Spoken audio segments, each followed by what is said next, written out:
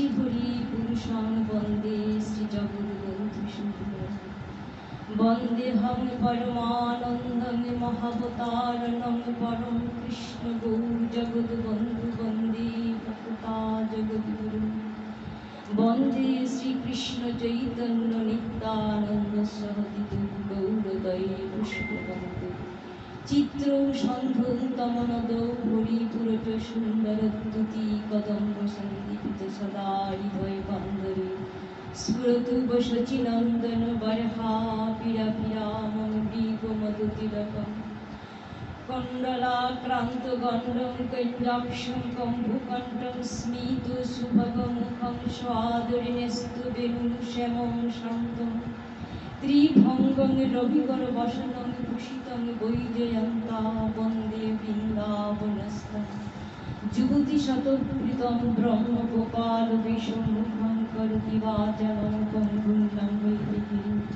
যৎকৃপাতমহং বন্দে পরমানন্দ মাধবং বাঞ্ছাকল্পতরুভ্যশ্চ কৃপা সিন্ধুভ্যেব চ পতিতানাং পাবনেভ্যো বৈষ্ণবেভ্যো নমঃ। জয় রূপ সনাতন ভট্ট রঘুনাথ শ্রীজীব গোপাল ভট্ট দাস রঘুনাথ এ ছয় গোসাই করি চরণ বন্দন যাহা হইতে বিঘ্ন নাশ অভীষ্ট পূরণ। হরে কৃষ্ণ কৃষ্ণ কৃষ্ণ হরে হরে হরে রাম রাম রাম হরে হরে। জয় জগৎবন্ধু বল হরি হরি বল, জয় জগৎবন্ধু বল হরি হরি বল, জয় জগৎবন্ধু বল।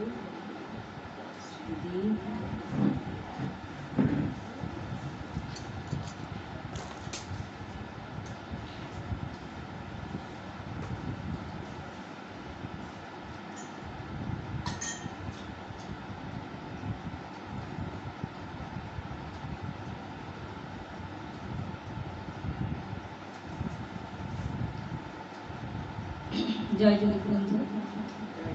আজকের ভাগবতী আসরে আমরা আস্বাদন করব গোকর্ণের উপাখ্যান। তুঙ্গবিদ্যা নদীর তীরে এক ব্রাহ্মণ বাস করতেন। ব্রাহ্মণের নাম হচ্ছে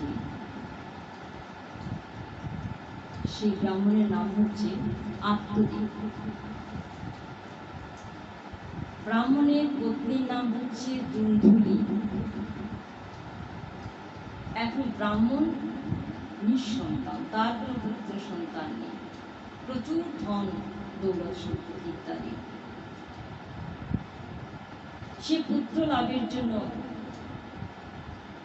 অনেক ধন, সাধু, অনেক দরিদ্র অসহায় সকলের সে দান করেছে, কিন্তু কিছুতেই তার কোনো পুত্র লাভ হল না। এই মনে বড় দুঃখ। পুত্র না পাওয়াতে একদিন সে মনের দুঃখে একটা বনে চলে গেল। বনে চলে গিয়ে সে একটা বৃক্ষের নিচে বসে বসে কাঁদছে আর মনে মনে ভাবছে, এই দেহ আর রাখবো না, আমি মৃত্যুবরণ করব। ঠিক এই ভাবনার সময়ে তার সঙ্গে একজন মুনি এসে উপস্থিত বা সাধু। মুনিকে দেখা মাত্র সে আত্মদেব তার চরণে লুটিয়ে পড়ে কাঁদছে। কেঁদে কেঁদে বলছে, আমার কোনো পুত্র সন্তান নাই, আমি অপুত্র, তাই আমার জল পিতৃপুরুষগণ গ্রহণ করবেন না। এই জীবনটা রেখে আমার কি লাভ? আমি জীবন রাখব না, আমি মৃত্যুবরণ করব। এই কথাটা শুনে মুনি আত্মদেবের কপালের দিকে তাকালেন। তাকিয়ে দেখে কিছু সময় পর বললেন যে, তোমার ভাগ্যে, তোমার লাটে কোনো পুত্র লেখা নেই, পুত্র সন্তান তোমার হবে না। এই কথা শুনে তুমি বরং এক কাজ করো, তুমি জ্ঞান দ্বারা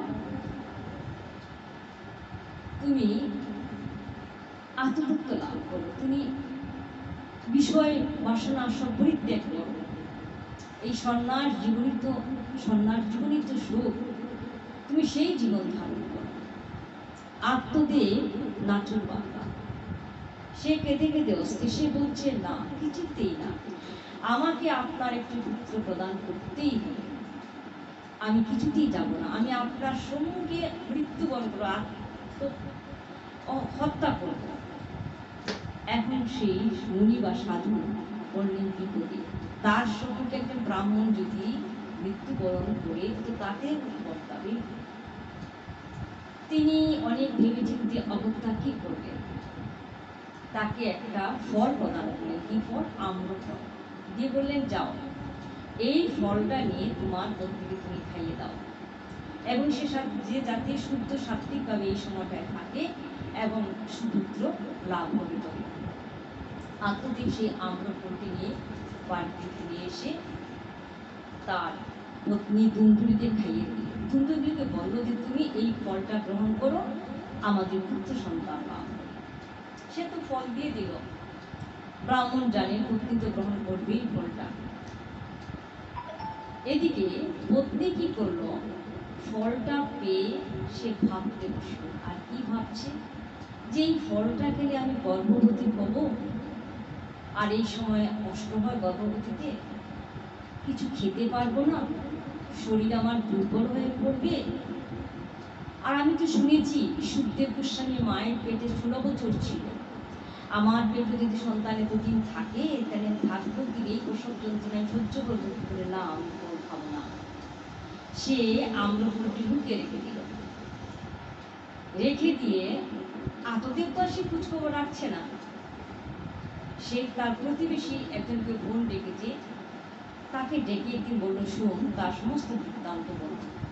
বোনটি বলল, চিন্তা করিস না, আমি গর্ভবতী, আমার সন্তান হলে তোকে দিয়ে দেবে, তুই বরং কিছু টাকা দিবি আমার স্বামীকে, আর আমি ফাঁকে ফাঁকে লুকিয়ে লুকিয়ে এসে দুধ খাইয়ে ছেলেটাকে বড় করবো। তোর ছেলেকে বলে দিবি তোর ছেলে, আর ওই ফলটা এক কাজ কর, ওই তোদের বাড়ির যে একটা গাভী বন্ধা, যে গাভীগুলো বাচ্চা হয় না অনেকদিন যাবো, ঠিক গাভীকে খাইয়ে দে। বেশ, দুই বলে, বাহ, ভালো বুদ্ধি তো। এবং সে এমন একটা ভান করে থাকলো, সে গর্ভবতী হয়েছে এমন একটা অবস্থায় সে রইল। আর কিছুদিন পর ওই বোনটা পুত্র সন্তান জন্ম হলো, সে লুকিয়ে এনে রাত্রি অন্ধকারে পুত্র দিয়ে দিল। এবং আত্মদেবীর স্ত্রী দুলদুলি যখন পুত্রটা পেল, তখন সে জানালো গিয়ে স্বামীকে যে আমাদের পুত্র হয়েছে, এই দেখো।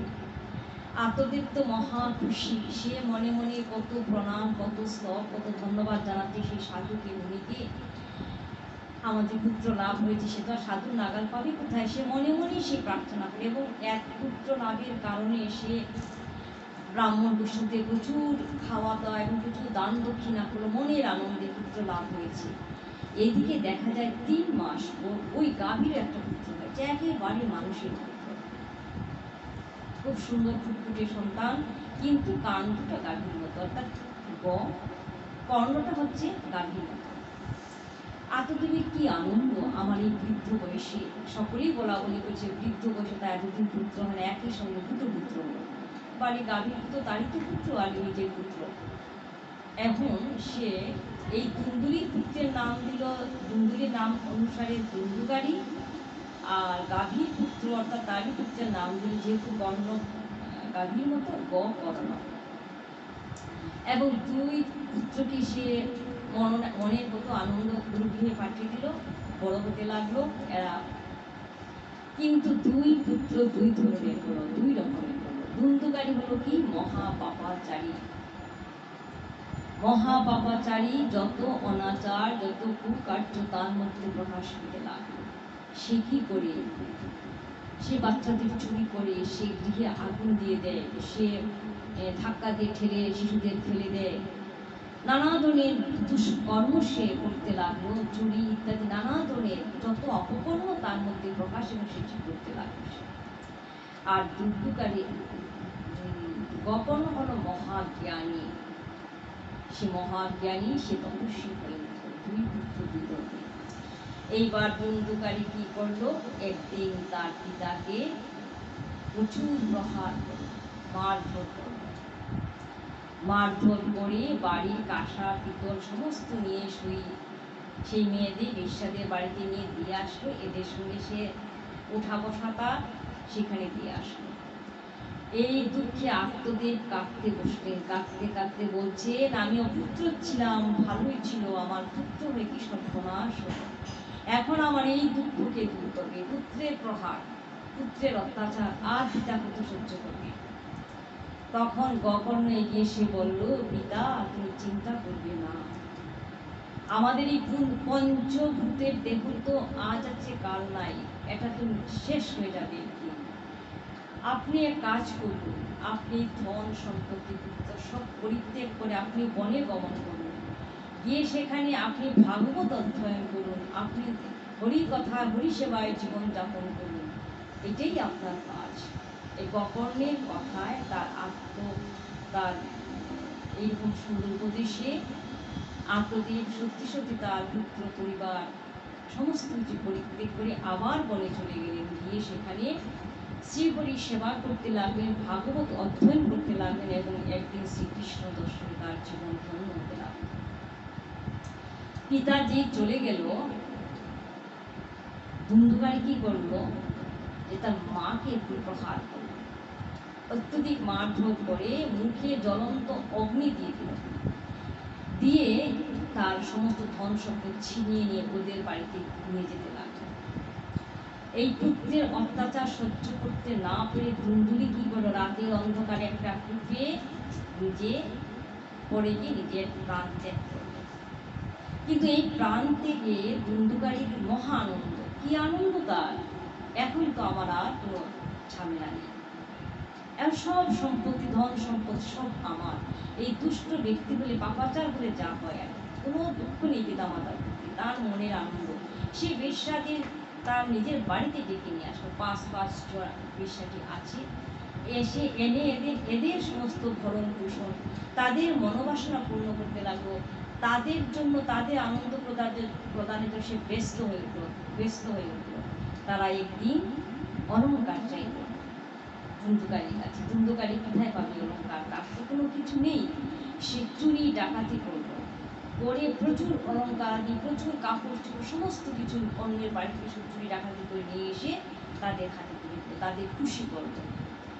এই ধন সম্পদ অলঙ্কার পেয়ে এই পাঁচ বেশ্যা মনে মনে ভাবলো, সে তো চুরি ডাকাতি করে এগুলি নিয়ে আসছে, এখন রাজা যদি এসে ধরে যে আমাদের সম্মুখে ধুন্ধুকারীকে বেঁধে নিয়ে চলে যাবে আর আমাদের সমস্ত জিনিসপত্র নিয়ে চলে যাবে, এক কাজ করি বরং শুন, আমরা একে রাতে পাঁচজন মিলে মেরে ফেলি। এই বলে তারা রাতের অন্ধকারে গলায় দড়ি দিল ধুন্ধুকারী, দড়ি দিয়ে ফাঁস দিল, কিন্তু ধুন্ধুকারী মরছে না।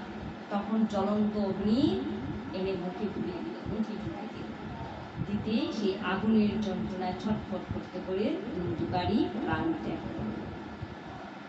প্রাণ এত অপকর্মর পরে প্রাণ থেকে পরে কি হলো, সে প্রেত জনি লাভ, সে প্রেতত্ব লাভ করে সে বায়ুর আকার, বায়ুর মতো দেহ ধারণ করল, অদৃশ্য, এবং শীত গ্রীষ্ম ক্ষুধা তৃষ্ণায় সে কষ্ট পেতে লাগল, কোথাও স্থান নেই, ঘুরে বেড়াচ্ছে আর কষ্ট পাচ্ছে। এদিকে গোকর্ণ করলেন কি, তিনি মহাজ্ঞানী হয়ে তিনি টিপতে টিপতে তিনি ভ্রমণ করছেন, ঈশ্বর শাসন গ্রহণ করছেন। করতে করতে গোকর্ণের কানে একদিন আসলো যে তার ভাই ধুন্ধুকারী মারা গেছে। এই কথা শুনে সে ভাবলো, আমার ভাই তো অপুত্র, তার তো কোনো পুত্র সন্তান নেই, তার কাজ করবে কি। তাই গোকর্ণ নিজে গয়ায় পিণ্ডিদান করলো, করে ভাইয়ের শ্রাদ্ধাদি করলো, করে যে যে দিক থেকে সে দিক থেকে ভাইয়ের উদ্দেশ্যে শ্রাদ্ধাদি ইত্যাদি কর্ম করলো। করে একদিন সে দেশে ফিরে আসলো, ফিরে এসে তার জন্মভূমিতে রাত্রে শয়ন করেছে।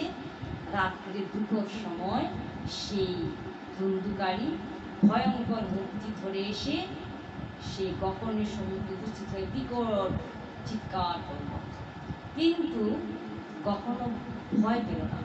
সে সাহস নিয়ে বলল, ভাই তোর এই অবস্থা কেন, কারণ তার এই মৃত্যুর রহস্য কেউ জানে না। সবাই জানে সে কি করে মারা গেছে, কি হলো না হলো সিদ্ধান্ত কেউ জানে না। তখন ধুন্ধুকারী তার সমস্ত ঘটনা, তার এই অপমৃত্যুর কথা, তার এই যে সে প্রেততত্ত্ব হয়ে ঘুরে বেড়াচ্ছে, সমস্ত কাহিনী সে বলল, ভাই গোপর্ণ, তুমি আমায় উদ্ধার করো। আমি যে উদ্ধার পাচ্ছি না, আমার যে মুক্তি নেই। কেন ভাই, আমি তোমার জন্য গয়ায় গিয়ে শ্রাদ্ধ করেছি, পিণ্ডদান করেছি, আমি বহু তীর্থে তোমার জন্য কাজ করে এসেছি। করলে কি হবে ভাই, শত শত গয়ায়, শতবার গয়া শ্রাদ্ধ পিণ্ডদান করলেও আমার মুক্তি হবে না, তুমি আমার মুক্তি ব্যবস্থা করো। এখন গোপর্ণ চিন্তিত হলেন, কি করে ভাই মুক্তি হবে, এত কিছু করে মুক্তি তো হলো না। এখন তিনি গোপর্ণ যে এসেছে বাড়িতে, দেশে ফিরে অনেক লোক জানাজানি হয়ে গেল, সবাই সাধু, তো সাধু দর্শন করতে সবাই, গোপর্ণকে দর্শন করতে সবাই আসছে। এসে সে দেখা সাক্ষাৎ করছে, এই করতে করতে কিছু ব্রহ্মবাদী ব্রাহ্মণ এলেন। আসাতে গোপর্ণ তাদের জিজ্ঞাসা করলেন যে আমার ভাইয়ের অপমৃত্যু হয়েছে, ভাইয়ের এই অবস্থা, আমার ভাই ধুন্ধুকারী মুক্তি কি করে হবে। তারা অনেক শাস্ত্রাদি ঘেটে ঘুটেও তারা কোনো বিধান পেলেন না যে এই করলে মুক্তি পাবে। এখন গোপর্ণ কি ভাইয়ের মুক্তি তো ঘটাতে হবে, কি করে করবেন। তখন গোপর্ণ নিজের তপ বলে, তিনিও তো একজন তপস্বী, তার তপস্যার বলে তিনি সূর্য দেবতার গতি রূপ করে ধ্যানে বসলেন। সূর্য দেবতা তখন এসে তিনি উদিত হয়ে তিনি উপদেশ আদেশ দিলেন, তুমি ভাগবত প্রবচনের ব্যবস্থা করো। একমাত্র ভাগবত কথা শ্রবণে গোপর্ণে ধুন্ধুকারী মুক্তি হবে, তুমি তার ব্যবস্থা। 7 দিনে, ওই 7 দিনের ভাগবত পাঠ শ্রবণে একটা নিয়ম আছে, 7 দিনের বিধি, সেই বিধি অনুসারে তুমি 7 দিবসে ভাগবত কথার ব্যবস্থা করো। সেই ভাগবত শ্রবণে ধুন্ধুকারী মুক্তি হবে। এই একটা উপায় পেয়ে গোপর্ণের মনে আনন্দ, তিনি একটা ভাগবত কথার 7 দিবসে ভাগবত কথার ব্যবস্থা করলেন।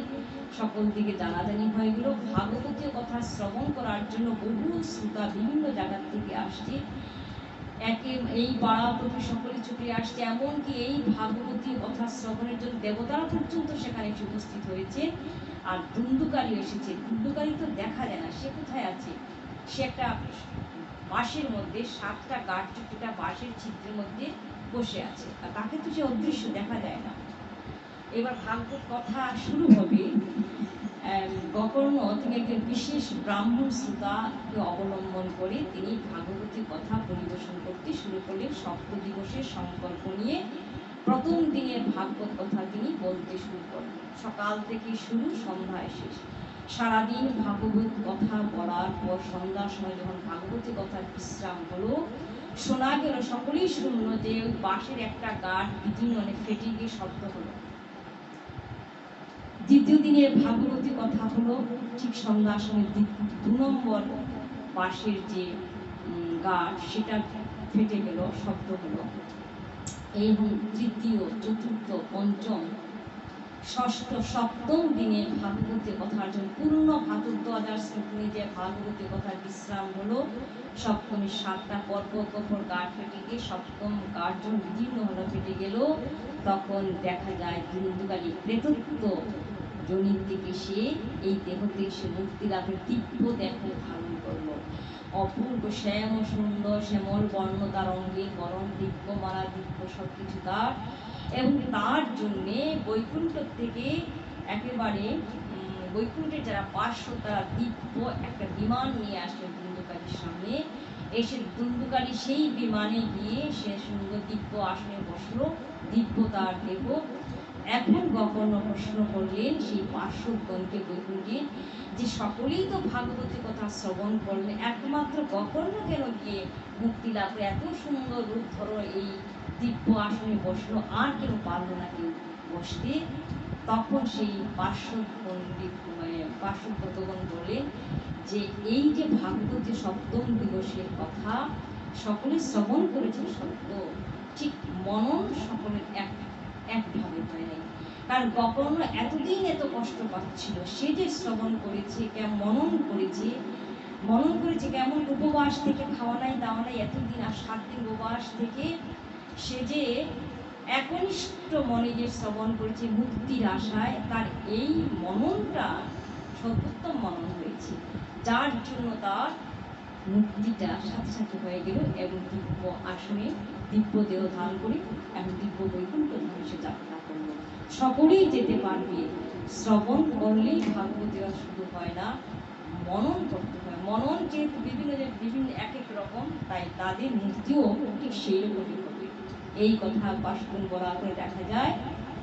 দিব্য আসনে বসে আছেন বন্দুকারী, তার দিব্য দেহ সুন্দর মাল্য চন্দন তার দেহে, তাকে চামর আর ময়ূরের পাখা বেদন করে করে সেই বৈকুণ্ঠ ধাম এসে গমন করে চলে গেল। তাহলে আজকে এই কথার আজকে ভাগবতী কথার মাহাত্ম্য, অপূর্ব মাহাত্ম্য।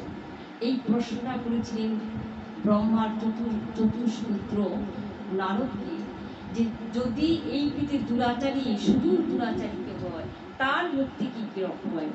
সেই কথার উত্তর দিতে গিয়ে এই কাহিনী, অর্থাৎ ভাগবতী কথার শ্রবণে একমাত্র মুক্তি আসে। এতটাই ভাগবতী কথার মাহাত্ম্য, শত শত অশ্বমেধ যজ্ঞ করলেও এক কণা ভাগবতী কথার তুল্য হয় না। আর শত অনেক তীর্থ বহু তীর্থ সেবা পর্যটন করেও ভাগবতীয় কথা শ্রবণে সেই ফল লাভ হয়ে যায়। ভাগবতীয় কথা এত মাহাত্ম্য। ভাগবতীয় কথা শ্রবণে যেমন ভক্তি দেবীর দুই পুত্র জ্ঞান ও বৈরাগ্য জাগ্রত হয়ে গিয়েছিল এবং তারা ভাগবতীয় কথা তারা সুন্দর দেহ লাভ করেছিল। এতটাই হচ্ছে ভাগবতীয় কথা মাহাত্ম্য। আর ছোট্ট করে প্রভু একটা কথা শ্রবণ করি, একটু ছোট্ট একটা কাহিনী। প্রভু জগৎবন্ধু সুন্দর বৃন্দাবনের চন্দন যাত্রা উৎসব, সেই উৎসব প্রভু মনস্থ করছেন তিনি যাবেন। তাই তিনি বৃন্দাবনে ট্রেনে উঠলেন, যাবেন। মথুরায় এসে তিনি নামলেন। ছিল বৈশাখ মাস, চন্দন যাত্রা উৎসব।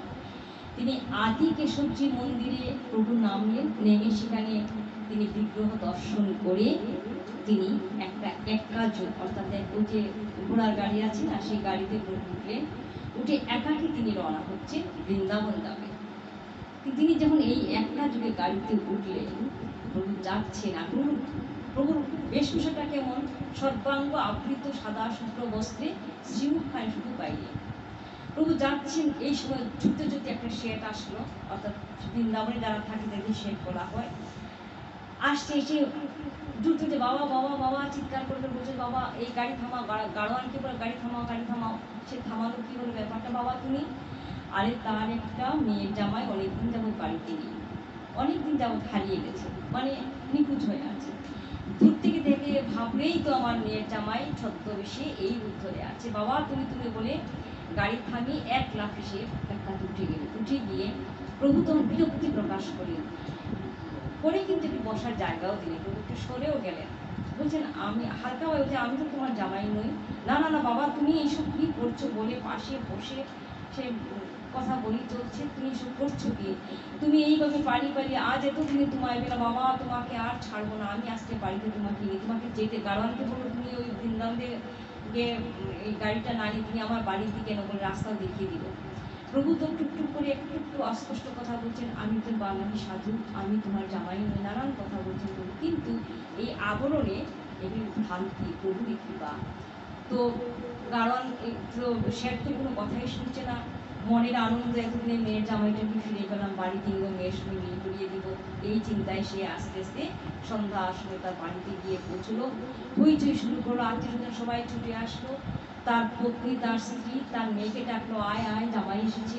এই বলে বলে শাশুড়ি অর্থাৎ শেঠের পত্নী এবং মেয়ে সবাই ভ্রান্তিতে পড়লো। সবাই ভাবছে এই তো সত্যিই তো মেয়ের জামাই, ওই ছদ্মবেশ নিয়েছে, সমস্ত সর্বঙ্গ ঢাকা করে আছে। তো গাড়ি থেকে নামালো, নামিয়ে চলো বাবা বাড়িতে চলো। বাড়িতে নিয়ে গিয়ে তো গেলেন। আগে বলছেন না না আমি তো তোমাদের জামাই নই, এই বলছেন কিন্তু কে কার কথা শুনে নিয়ে সুন্দর একটা শেঠ তো শেঠের বাড়ি তো একটা ভালো করে ঢুকিয়ে দিয়ে বিশ্রাম করো বাবা বলে দরজা বন্ধ করে দিল। এদিকে মেয়েকে নিয়ে গিয়ে শ্বাস করিয়ে দিয়ে বললো যা কিন্তু জামাইয়ের কাছে যা। তখন ভাবলো যে এতদিন পরে স্বামী স্ত্রীর দর্শনের তাদের একটা প্রীতি উৎপাদন হবে এবং মেয়ে তার স্বামীকে ফিরে হয়তো আবার সে মিলমিশটা হবে, এই জ্ঞান করে মেয়েকে শ্বাস করে মেয়েকে মা পাঠিয়ে দিল ঘরেতে। মেয়ে ঘরে ঢুকে গেল, কিন্তু ঢুকে গেলে 1 সেকেন্ড করেই 1 সেকেন্ড 1 মিনিটও গেল না, বাপরে চিৎকার দিয়ে বেরিয়ে পড়ে বলছে, আমার স্বামী নন, এ উন্নত শ্রেণী মহাপুরুষ, সমস্ত আগুনে সমস্ত দেহে আগুন জ্বল করছে, এ আমার স্বামী। সে ভয়ে থরথর করে কাঁপছে। কি মা, সে তার স্ত্রী সবাই অবাক হয়েছে, কি বলছিস? না না না, এ স্বামী নয়, এ কি, আমি বুঝতে পারছি উন্নত শ্রেণী কোনো মহাপুরুষ দেবতা হবে, এত রূপ, এত উজ্জ্বল, এত মানে তার জ্যোতি, আমি পারবো না যেতে, সহ্য করতে পারছি। আমি বেরিয়ে পড়বো। শেঠের মনে সন্দেহ যায় নাই। তখন সে গিয়েও ঘরে গিয়ে বলছে, আচ্ছা বাবা, তুমি সত্যকে বলো তো তুমি কে? প্রভু বলেন, আমি হচ্ছি জগৎবন্ধু ভট্ট, আমি একজন ফকির।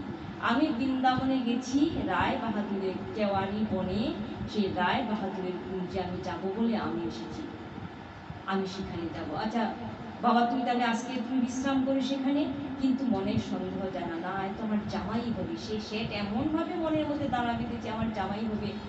ঠিক আছে, আমি ওনাকে রায় বাহাদুরকে খুব ভালো করে চিনি, আমি কালকে তাকে খবর দেবো, সে এসে নিয়ে যাবে, আজকে রাত্রে এখানে বিশ্রাম করুন। এই বলে সে বেরিয়ে দরজা তালা দিয়ে দিয়েছে, যা তালাটা মেরে রাখি, আর মনের সন্দেহ জানাইলে হয়তো আমার জামাই হতে পারে।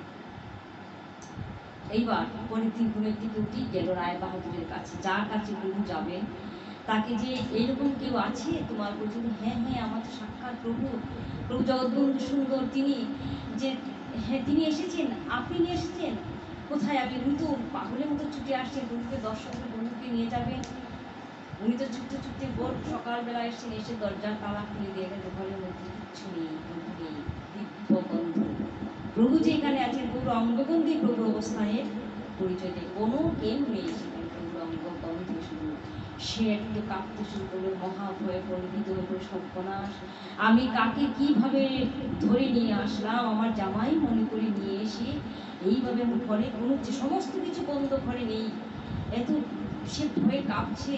রায় বাহাদুর বললেন, আপনি কাঁপবেন না, আমি ভয়ে ভীত হবেন না, তিনি মঙ্গলকারী প্রভু জগৎবন্ধু সুন্দর, এ আপনার মহাভাগ্য, আপনাকে কৃপা করবেন বলে জামাই রূপে আপনি তাকে জামাই রূপে ধরে আনতে পেরেছেন, তাকে বন্দী করে রাখতে পেরেছেন, এ প্রভু কৃপা। না কার সাধ্য প্রভুকে জামাই রূপে ধরে নিয়ে আসে, এ আপনার মহাভাগ্য, এই ভ্রান্তিতে পড়া এটা আপনার মহাভাগ্য, আপনি চিন্তা করবেন না, আপনার কোনো অমঙ্গল হবে না, আমি বলছি আপনার কোনো অমঙ্গল হবে না। এই বলে শেঠকে বুঝিয়ে বাজিয়ে রায় বাহাদুর তার কুঞ্জে চলে এলো। এসে দেখে প্রভু কুঞ্জে বসে আছে, আর প্রভু একটা হাস্য কৌতুকের লীলা হলো সেখানে। প্রভু বললেন, প্রভু হাসছেন, প্রভু তো এসেছেন রায় বাহাদুরের কাছে, তার কুঞ্জে আসবেন, এই যে মাছ ধরতে প্রভু একটা কৃপা করলেন, এটা সেটের ভাগ্যই ছিল। না কার সাধ্যে প্রভুকে জামাই রূপে একটা গাড়িতে উঠে গিয়ে তার বাড়িতে নিয়ে যায়, কার সাধ্য? প্রভু তো আগেও পালিয়ে যেতে পারতেন। একটা হাস্য কৌতুক, অপূর্ব একটা একটা লীলা, প্রভুর অপূর্ব একটা লীলা প্রকাশ করেছেন। এটা একবার আমাদের ভিডিওতে একটা সিডি গেছিল, মহাপাড়া আমাদের সেটা করেছে। জয় জগৎবন্ধু, আজকে এখানে বিশ্রাম করি। অপূর্ব লীলা প্রভুর। জয় জগৎবন্ধু, জয় শ্রী।